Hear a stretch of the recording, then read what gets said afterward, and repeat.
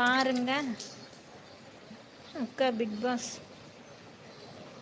என்னது? வணக்கம் அக்கா. நான் யமண்டாவா? எவன்டா இது யமண்டா? ஐயோ என்னடா ஐடி பேர்கள் வச்சு தொலைக்கிறீங்க போங்க. ஏன்னா எங்கிருந்தாங்க கண்டுபிடிப்பீங்களோ இல்லை என்னதான் என்ன இப்படிதான் யோசிப்பீங்களோ தெரியல. பேர்களையும் பாரு லட்சணத்தையும் பாரு. நல்ல வேற ஒரு மங்களகரமாக பேர் வச்சா சேனல் நல்லா இருக்கு. பார்க்குறவங்களுக்கும் கொஞ்சம் நல்லா இருக்கு. அதை விட்டு போட்டு